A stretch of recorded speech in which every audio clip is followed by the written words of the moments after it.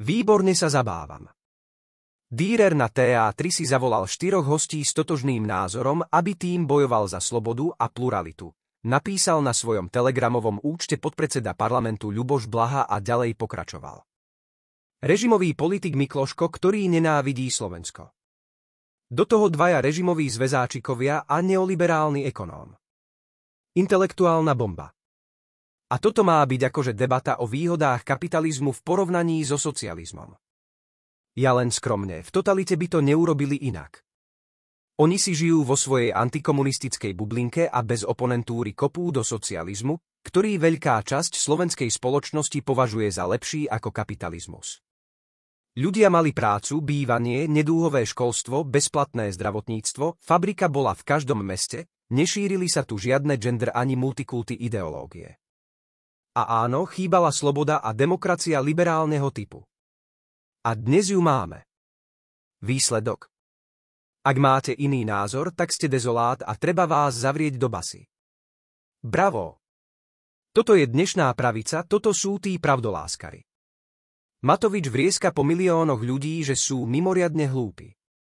Čaputová kričí, že Slovákom nerozumie.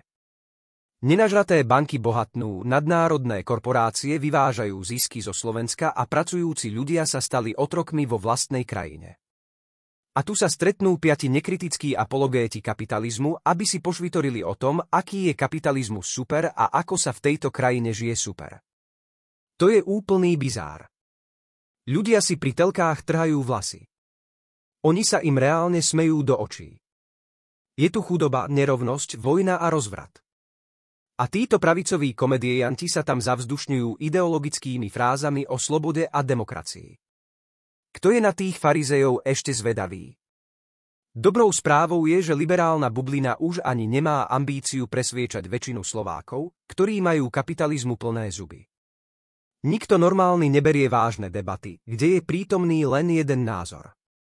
Toto je len ideologické školenie družstva, Dürer sa už zjavne bojí, že strácajú podporu aj medzi mladými a tak chrlí jednostrannú propagandu. Nepomôže. Už aj mladým sa otvárajú oči. Neverili by ste, koľko mladých ľudí zháňa moju knihuče. Milujú Slovensko a chcú ho mať sociálne spravodlivé. Jano Richter má úplnú pravdu, za mnou stojí 220 000 ľudí a preto sú liberáli, vrátane dúhových KDH-kov, taký nervózny. Rozpútali sme pohyb, ktorý Slovensko potrebovalo.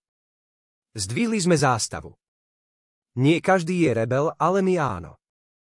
A za predancom, čo nenávidia Slovensko, neustúpime.